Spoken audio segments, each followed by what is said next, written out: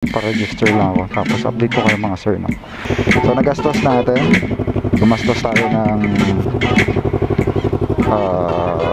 650 sa insurance, 630 sa emission. So ayun mga sir, welcome back to our new episode. So paparehistro na natin si Turkey, due for renewal na yung registration niya. So nakakabit sa kanya, meron tayong crash guard by Raymond Modski Medina. Ayan, ayan, kabilaan yan. Syempre alangan na kabilang side lang, so hindi naman pwede yun, pangit tignan, di ba?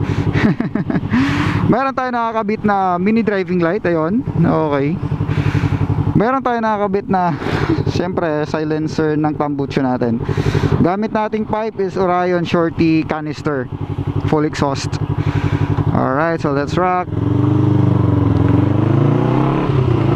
Magkaroon kasi tayo ng mga biglaan na ride, biglaan na lakad. So mas maganda naman na okay lahat ng papel niya bago tayo lumakad or bago tayo lumayo, para wala tayong wala tayong stress, wala tayong kaba. Alam mo yun, mahirap din naman kasi pagka lumalakad tayo, lumalayo tayo na hindi okay yung mga documents natin. Bala ko na rin mag-change oil ngayon, pero hindi ko alam kung may makahanap tayo na Motul 7100 dito sa may Balanga. Pero kung wala, na lang muna tayo. Yamaha ST hanggang bili tayo ng Motul 7100. Kahanap din tayo ng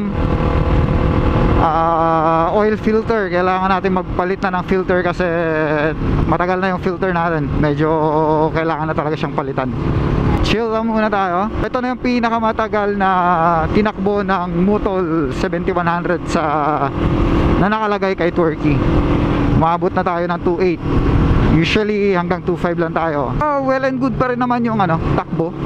Smooth pa rin shifting. Downshift, shift off, shift off, shift up. Ayan, okay na okay pa naman eh. Syempre loaded din si Turkey ng 2 pako sa gulong. Diba? Malambot nga yung gulong natin sa ngayon eh. Diba? Smooth pa rin yung shifting ng oil natin, or shifting ng motor natin dun sa oil. So entrance, okay, bukas siya. Ayun, sakto.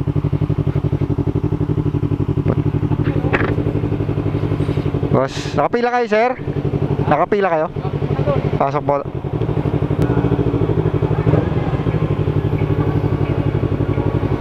Alright, so dito tayo. Buti walang masyadong tao. Ayusin ko lang yung papel ni Turkey. Balikan ko kayo mga sir, no?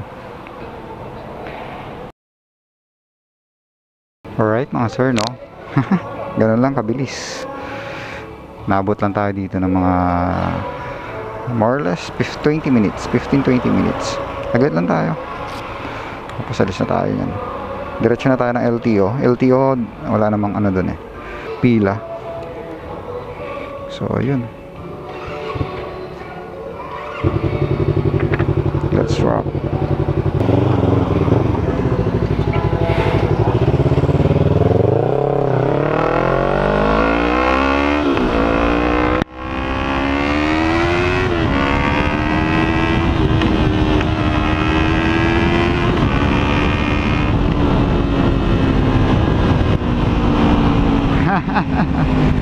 Woo! Bilis lang doon. Pagka dito kayo sa Balanga, lang ako nagpapa-mission. Saglit lang. Pagkakuha mo ng papel, may insurance na din doon. Diretso na ng LTO. Bigay mo na lang yan doon.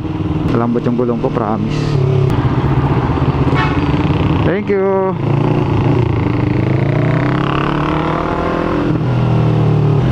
Dito na ba yun? Dito na nga yun. Ambulatory.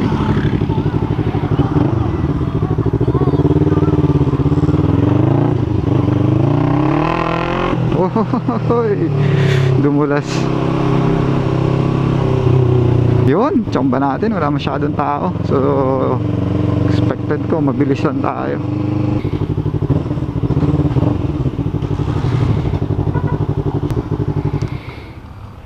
Ayan, dito na tayo. Update ko kayo mga sir, no? Gabi init. Pa-register lang ako. Tapos update ko kayo mga sir, no? Gabi init lang. Right mga sir, no? So tapos na tayo sa renewal dito sa may Bataan. Alright, so goods na naman tayo tumakbo kahit saan. Yun lang pagka maligo. Binigay ko yung photocopy na dala natin na CR. Kinukuha pala yon.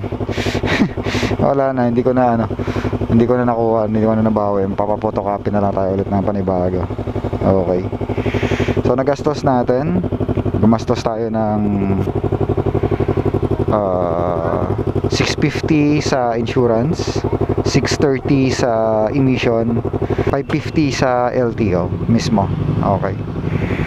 So yan lang yung nagastos natin ngayong araw sa registration ni Turkey. So yun, ganun lang kabilis. Inabot tayo ng halos isang oras mahigit lang. Bilis lang. Since simula nung nagpa-emission tayo doon sa